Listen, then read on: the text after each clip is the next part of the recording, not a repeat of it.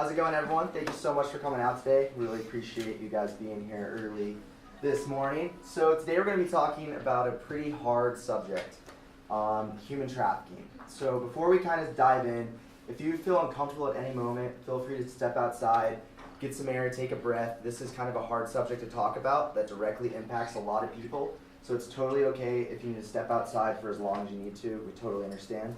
My name's Jack Lansford. I'm Noah Haggerty. And we're really excited to be here today. So, kind of diving in, human trafficking is not a recent phenomenon. It's actually been around since the beginning of time. Whether it was brothels in the medieval times or slavery in the 1800s, this issue has been around forever. However, in recent years, it started to gain a lot more ground and popularity. And so we thought it would be cool kind of to talk about today.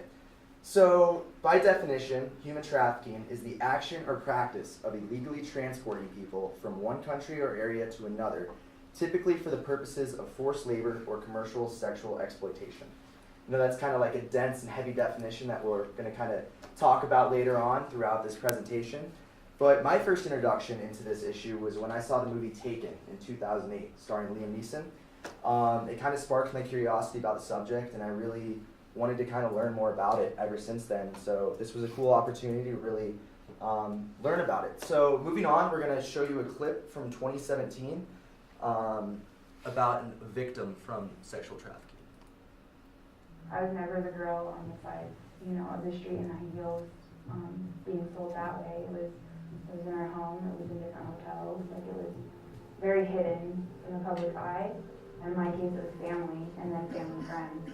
I mean, I was threatened with my life, purpose, value, everything has been gutted from us. It'll take me the rest of my life to be able to get that back. Trafficking and abuse doesn't exclude anyone. This is everyone's issue. But I definitely want to use my voice to bring light to the situation.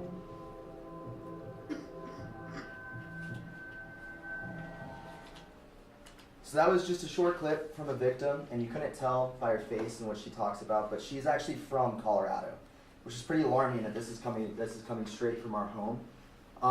And I think one of the biggest parts she can get out of this video is how she talks about us. She does talk about directing her individually and her family and friends. However, she talks about it affecting society as a whole. This issue is such a horrible and disgusting institution that really just messes everything up about society. Another thing that's kind of cool to think about is, or not cool to think about, is how we tend to view this problem as international. We look at this problem and we think, oh, it goes on in other countries. It doesn't happen here. It's a third world problem, when really it's going on right here in Colorado, right here at home. So the whole point of this presentation kind of is just to raise awareness with college students to what we can do to put an end to this and just overall spread the word about what is going on.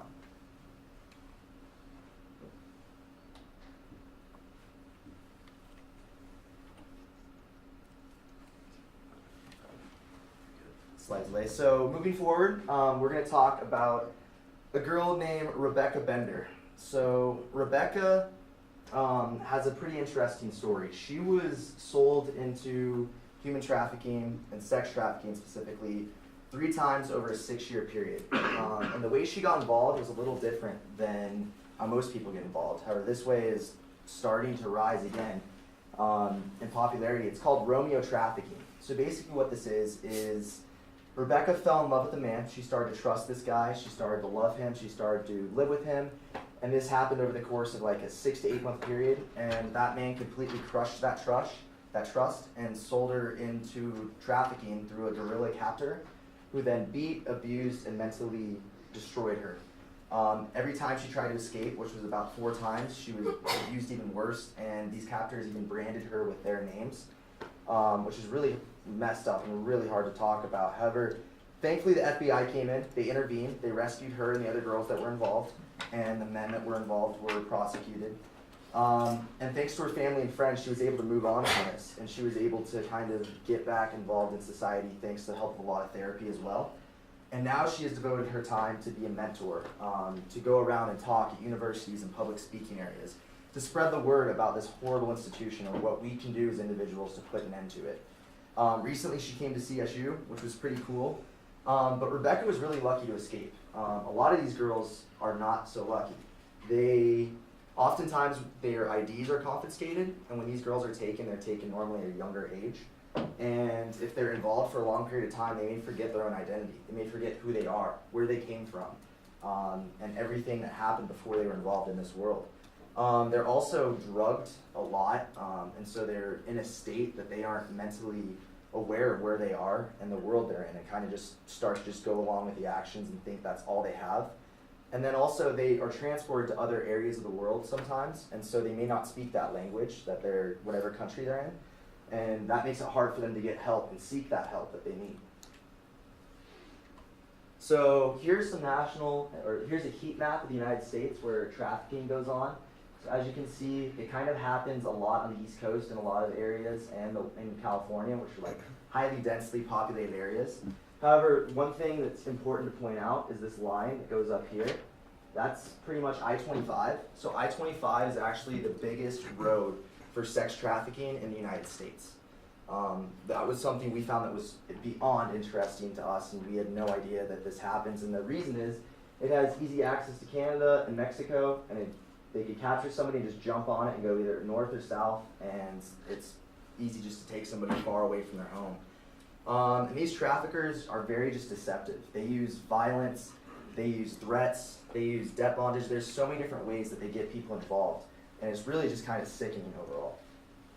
Another thing is children are involved a lot with this. So just some statistics for you real quick. There are 25 million victims globally of human trafficking.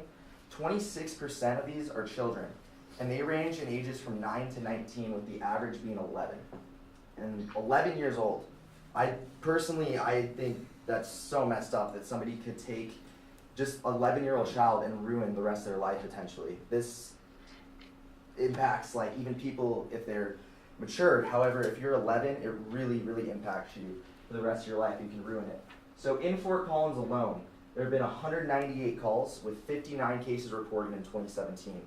41 of these cases were sex trafficking, 13 were labor trafficking, 3 were both labor and sex, 2 were other, and there were 44 females and 18 males involved. Again, just the fact that this child trafficking is going on right in our back door, and we don't even often hear about it, is pretty alarming and concerning. So this is about a Colorado man named Brock Franklin. Now, Brock, to say the least, was evil to the bone, evil to the core. He was found guilty on 30 counts of child trafficking in the Denver metro area and was sentenced to 472 years in prison. Now, this is the longest sentence for human trafficking case in U.S. history. He would kidnap tons and tons of children over the course of like a 2-3 year period, drug them, sexually assault and abuse them, and then he would sell them to others to also sexually abuse, and then take them back, and the process would just repeat. I don't even know what to even say about this. This is just so sickening that somebody would do this to such an innocent group of children and repeat that process over and over. And it's awesome that the Denver police were able to find this, thanks to the help of some people that escaped and got help. However, it's really sickening. And if this man was doing it for 2 to 3 years, it makes me think, what's going on today? So I'm going to pass it on over to Noah, who's going to talk about what has been done and what can we do moving forward. Thank you, Jack. So, other than the sentencing that Jack just mentioned, we have to ask ourselves what else has been done. So we're going to be looking at this from a national, statewide, and local level. Starting in 2000, the Trafficking Victims Protection Act was the first federal law that was passed in the U.S., and it's arguably one of the most impactful to our history. So basically, it created protection and prosecution measures for those who are trafficked and those who are trafficking these victims in the U.S. And basically, in 2018, it was also reintroduced by President Trump for a reauthorization of this bill. There's been a lot of editations to it over the course of these last 18 years. And other than that, in 2010, President Obama actually created January as the National Human Trafficking or Slavery and Human Trafficking Prevention Month. So this was also another big step, as this designates an entire month for awareness, and ultimately is there to combat human trafficking at its core. President Trump also decided to reinstate this in 2018, and he went forward saying, our nation is and will forever be a place that values and protects human life and dignity. And so that is something that's so important to us as a nation. And the weight of those words really hit home to us, and we think that it's a message that should be delivered to every single individual in our great country. Now we're gonna compare Massachusetts and Wyoming and Colorado really quick, just kind of to show the varying levels that the U.S. is specifically on jurisdictions. So Massachusetts was actually named, they created a human task force, and they were ranked #1 in terms of, or by the Polaris Project for most improved state in terms of generating laws and jurisdiction for these offenders. And so essentially they created protection for victims in their state itself, and also created the use of internet as a punishable offense for human trafficking related purposes. Wyoming, on the other hand, didn't have a single law until January 29th of 2018. So until this year, they had nothing that prosecuted anyone who was involved in this. And once again, that is very sickening, and it also demonstrates why I-25 was such a impactful route for a lot of these human trafficking incidences. Colorado, we're going in the right direction. So it took about 3 years of research and development for them to create the Colorado Action Plan, which is a resource for community members and leaders in order to respond to human trafficking in an effective way and to notice it before it becomes too late. So really quick, I'd like to kind of pause the presentation. I'd like you all to pull out your phones. This takes less than 20 seconds. I'd like you to put this number in your phone, as this is the first line of defense in any of these incidences that occur, and it's something that, it's our first call to action to all of you as college students and soon to be graduates. And so this is the hotline for Colorado specifically. It's something that every single state has. If you're going to be moving out of state after graduation, I would encourage you to put that phone number in your phone as well. So there's also other companies that work on a national level. There's a company called Thorn that was actually founded by Ashton Kutcher. And essentially their business is created to work towards addressing the sexual exploitation of children on a global scale. And so they use programming efforts and have a task force of a lot of corporate companies such as Google, Facebook, Twitter, Symantec, there's one more, sorry, Mozilla Firefox. And so they're ranging from search engines, which are very prominent obviously in our internet world, as well as cybersecurity companies and social media. And so these are all very high traffic places for internet as a whole, and where a lot of these things do occur on a national level. So what can we do moving forward? So the first step in our call to action is raising awareness on college campuses. CSU actually this year, February 22nd, put on the first annual Human Trafficking Symposium. So this was an informational session that basically allowed us to understand what to do in these situations, how to recognize human trafficking or various forms of positions that would make people uncomfortable. And so what another thing that we think would be a good fit for CSU specifically, as well as other universities, is potentially offering extra credit through courses, through 1-credit courses, to get a better understanding of this, as this is a national and very personal problem. And so the other part that we have to think about moving forward is being proactive rather than retroactive. And it's very tough in this space, especially because a lot of it is underground and we don't get to see a lot of the things that go on there. However, if we can reposition ourselves like these companies like Thorn and support them, there's a great potential for this to be forwarded in the next 25, 30 years. The next thing that we can do is becoming informed consumers. So there's something called a slavery footprint, and basically what this is if your clothes, or you're not knowing where your clothes or food is coming from. So there's a lot of incidences where companies, to maximize profits for their shareholders, are using human trafficking and or labor trafficking specifically in these in other countries, in the U.S. itself, and basically it's just something that is spreading across the nations, and so it's something that we need to become more aware of. We need to not support these companies by doing research on our own and becoming as informed as possible on this subject. The next thing that we can do is volunteering or donating our time and money towards organizations that do fight against this on a local level, as well as on the national level like Thorn. So really quick, I want to walk you through a scenario that actually happened on CSU's campus just 2 weeks ago.